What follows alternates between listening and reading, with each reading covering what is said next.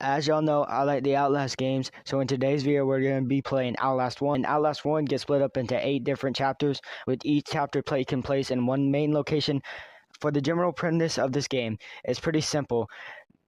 We play as a YouTube vlogger, no personal safety, and we walk around an asylum being harassed with people with their balls out. You know, the basics. Starting off, we of course begin in chapter 1, and the first thing we do is we get in the asylum using our sick parkour skills.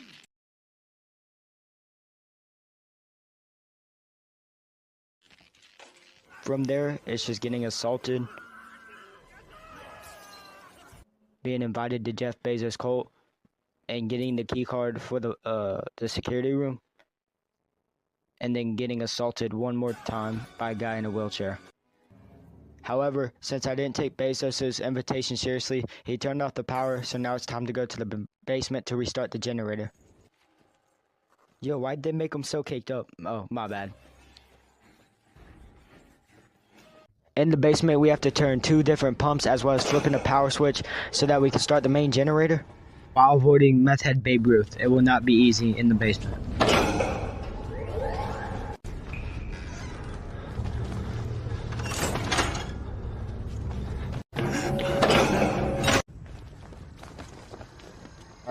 Alright, now we can open the door. Let's go!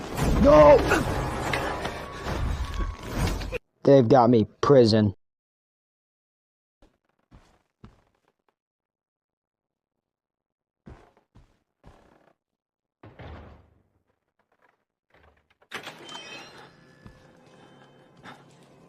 The first prison area isn't very interesting. We find a secret hole in one of the cells.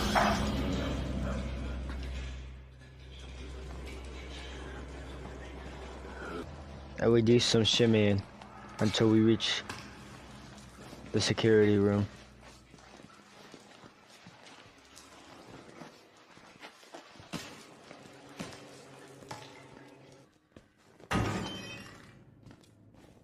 They weren't experiments. They were rituals. A conjuring. Just shut up! Let me think for a minute! Quiet! Quiet!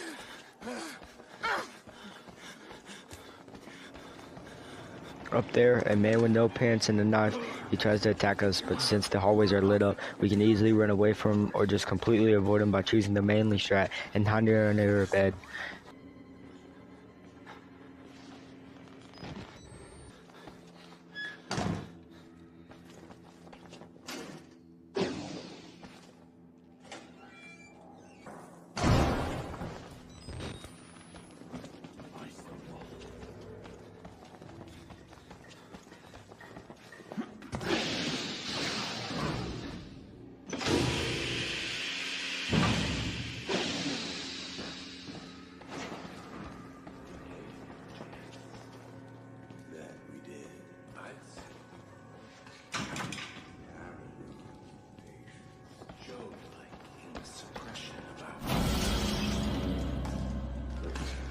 And we do some more shimmying to get to the other window.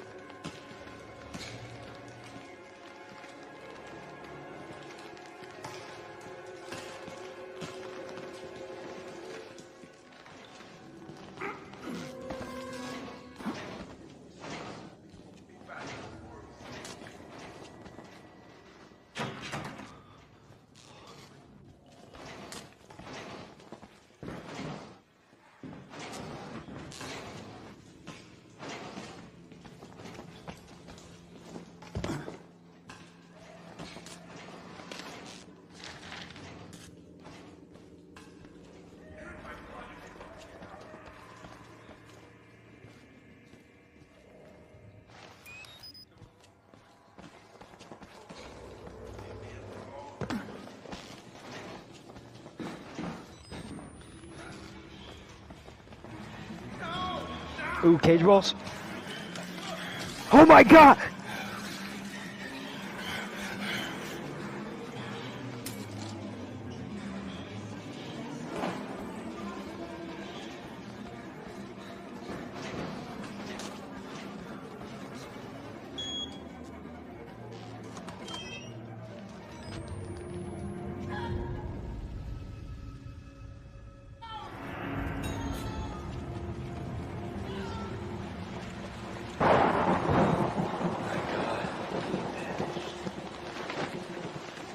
And we gotta shimmy even more.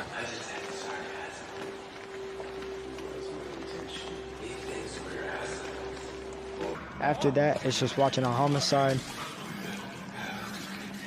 getting blown up on the into the separate part of prison. I managed to survive that massive fall by landing on a meat pile.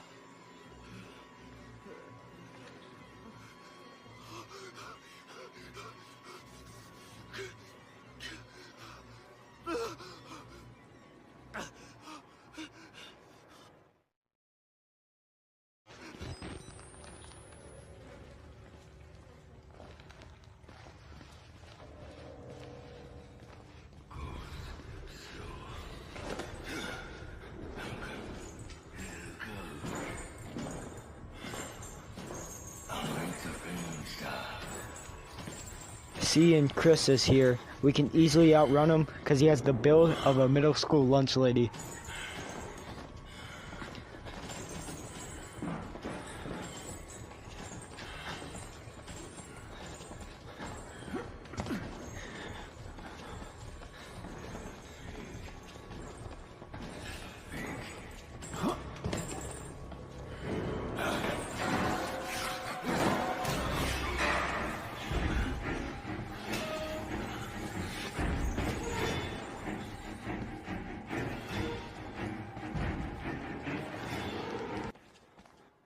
Now this is the place where there's no enemies, so I can't die or get killed.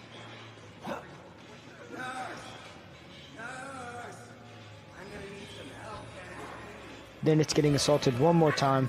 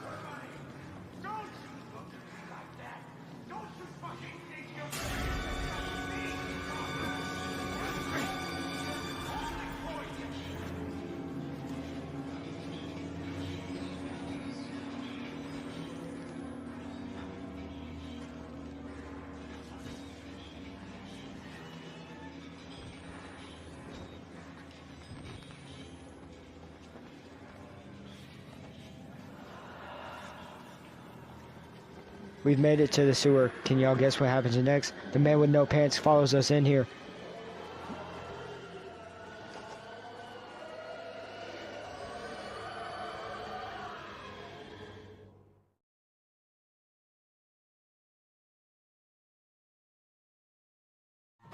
Lucky for me, the game provides us with a map of this area and tells us we need to turn the two valves, one in the prison block and the other in the female ward.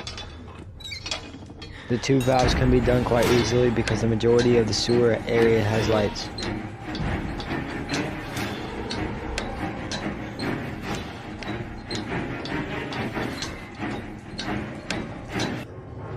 The only light is directly in the center of it, which is nice because it shows us the ladder that we need to take to get out. And of course, Mukbang Chris is here for this room.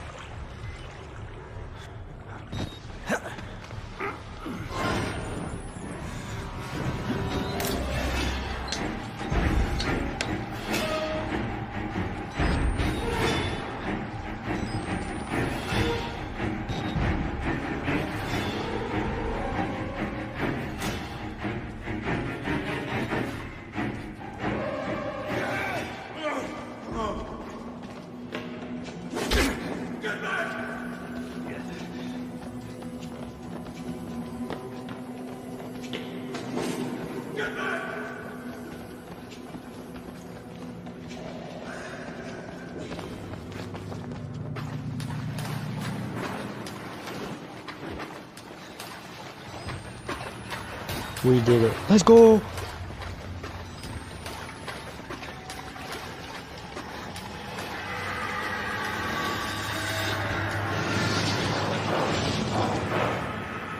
You don't know who you're messing with. The Juke Master.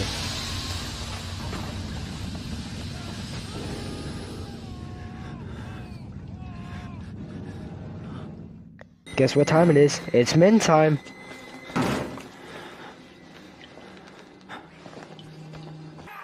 Man, you guys suck at opening doors.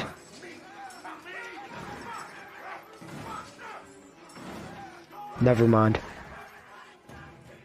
They chase us around the basement of the mail ward while we use our new ability of pushing it and at opening heavy objects to block them off. And eventually we reach a room with a food elevator that we use to get to the main floor. I had 3 enemies that were a Mountain Dew can distance away from me.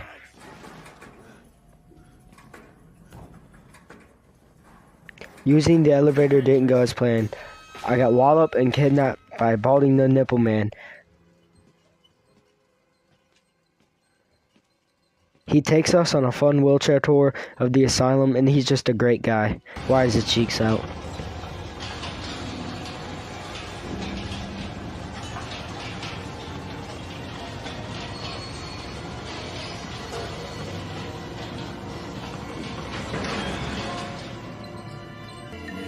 If the sight of his mangled cheeks wasn't bad enough, he also grabs a massive pair of scissors and cuts off 2 of my fingers.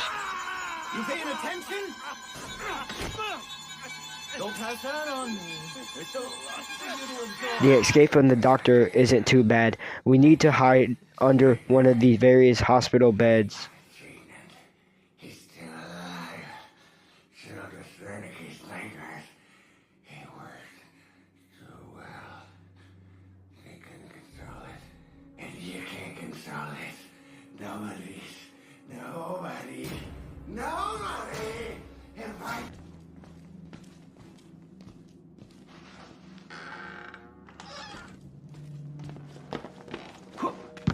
Once we get the elevator key, and it's a full speed down to the elevator, not only does this elevator work, but we also crush the doctor with the elevator.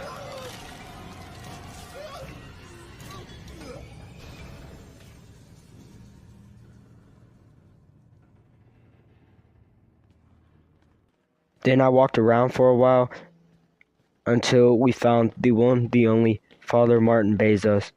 He tells us we need to meet him outside in the courtyard, but I can't do that because there's another completely useless side quest I have to go on.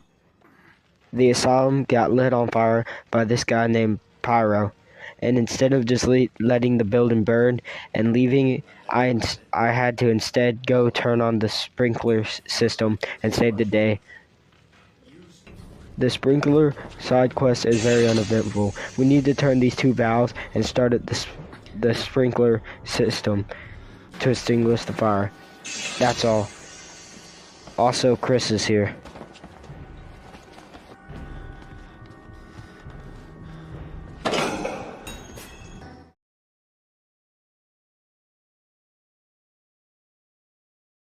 From the shed that's directly to the left of where we leave the asylum, with the key in our possession, we need to move directly across the courtyard and use it on a door, giving us access to the rooftop. Once we've made it to the rooftop, we need to do a series of jumping, climbing, and shimmying in order to reach the next section.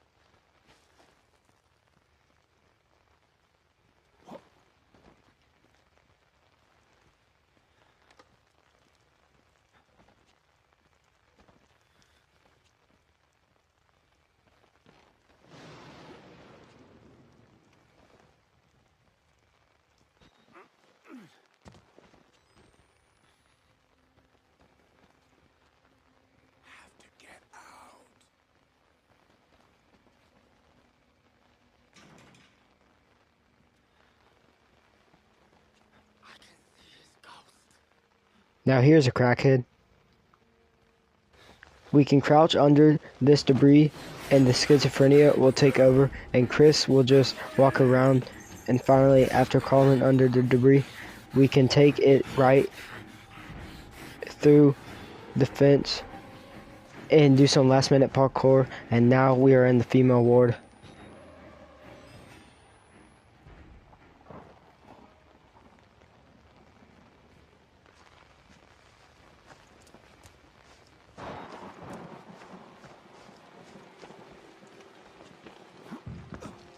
We made it to the female ward for one sole reason, and that's to do the laundry. We aren't allowed to do the laundry because there's a dead guy in the elevator by coincidence. The dead guy in the elevator is carrying a key. To unlock it and get the key, we need to grab 3 different fuses and place it into the slot in the wall. But my addiction for dumb side quests took over because the key fell all the way down to the floor below. All we need to do is grab this key, parkour down the stairs, and take 2 rights, and we end up in the lower laundry room.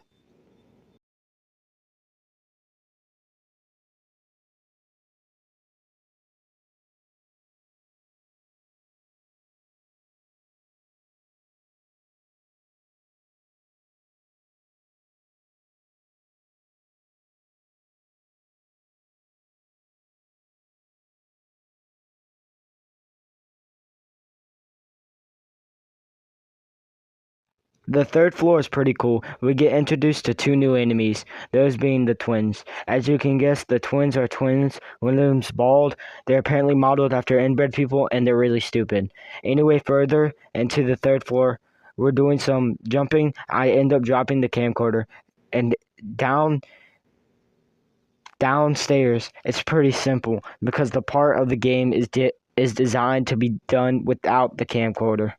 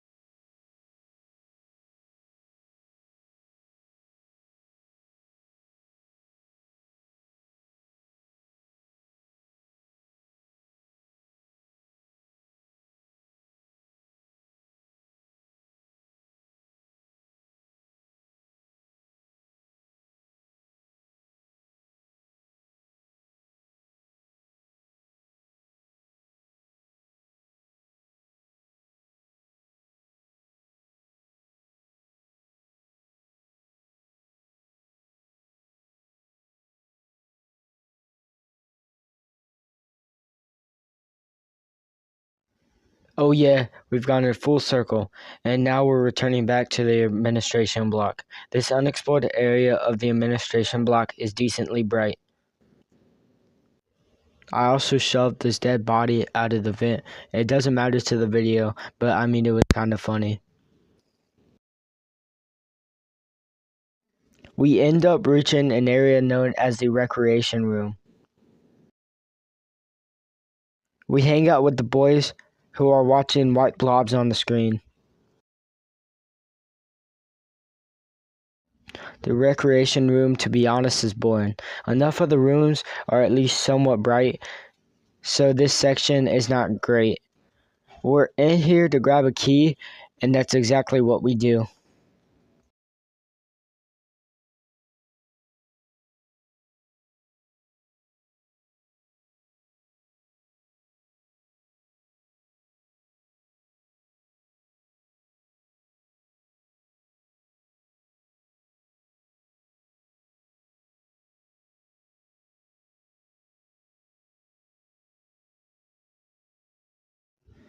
It does get a little bit interesting when a penis dude breaks through the main door.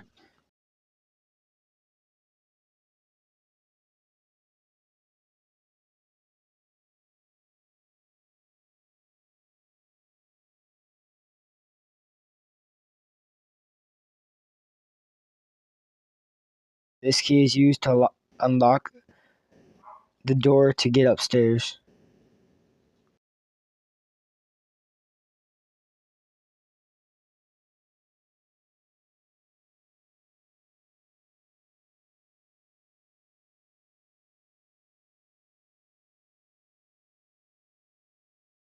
On our way, we come across this guy who thinks he's the main character.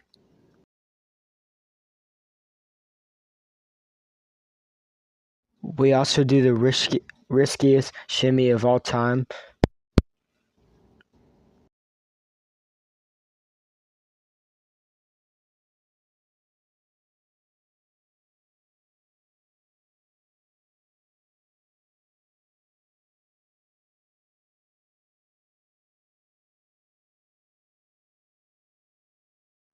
At the chapel, Papa Bezos has been crucified.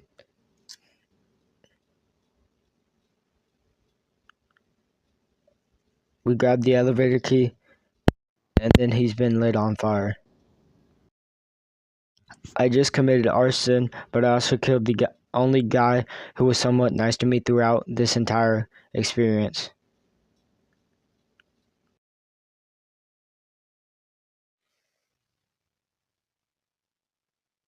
I was able to get past him by using the room with two doors. I waited for him to chase me and break down one of the two doors. Then I would run through the opposite.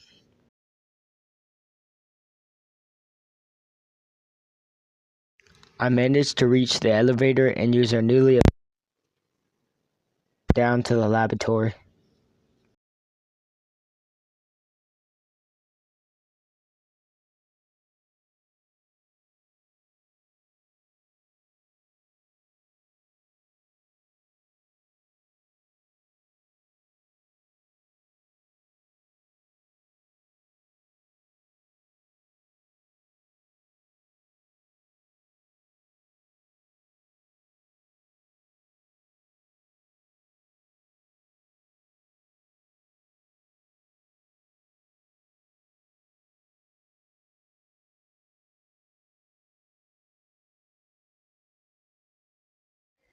We've made it to the final chapter of Outlast 1. Now all we need to do is escape from the lab and that we just entered and get back to my car. I guess the entire abandoned building energy bill goes towards to keep every single light on down here, so darkness isn't a huge deal. There's a couple people who imploded, but that's all there is until we engage in a chase sequence deeper in the lab with a new enemy known as the Wall Rider.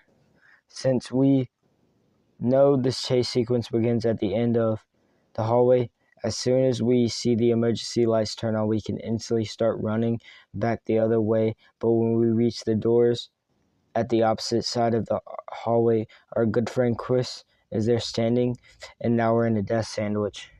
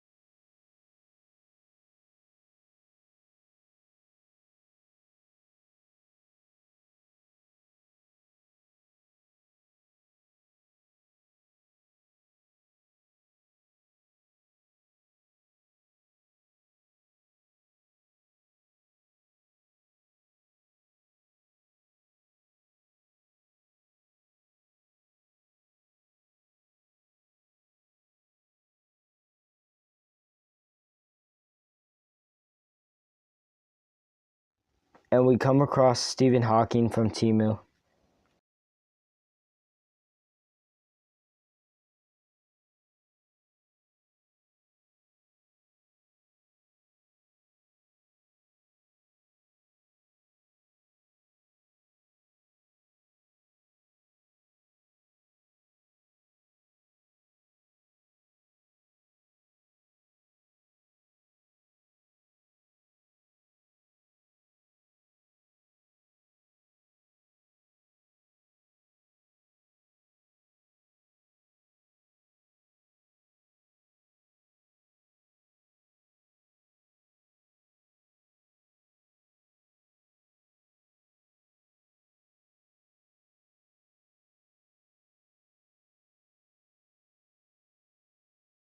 We need to sneak past the wall raider a few more times to reach the main lab, because you've guessed it, I'm killing another person before I can do that. We need to turn off the life support fluid reservoir valve, as well as turn off the sublab generator to turn off the valve. All we need to do is take a right from the main generator and go up a staircase. It's right there. Wall rider will spawn and right after we turn the valve, but as long as we're able to get down the stairs fast enough, then he won't be able to catch us.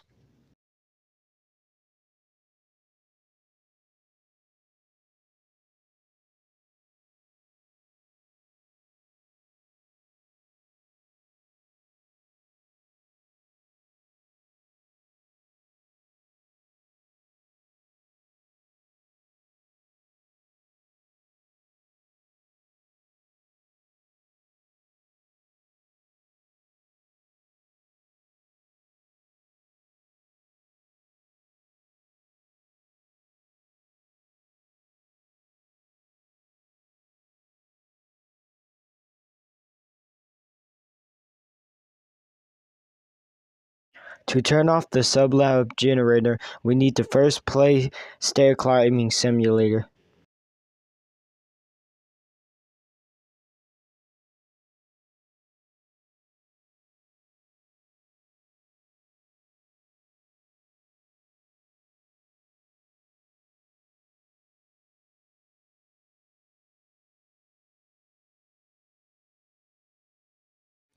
Through this dark curved hallway with a bunch of obstacles in it, and on the other side is the generator. Wall Rider again chases us once we turn off the generator, but just like last time, as long as we move fast enough, we should be okay.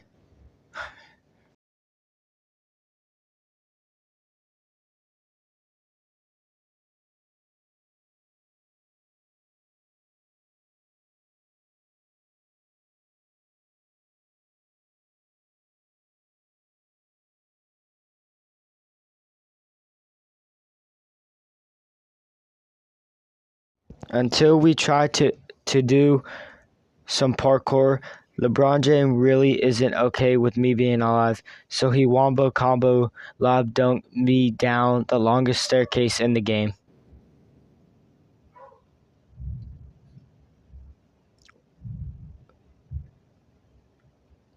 Wait, how am I alive?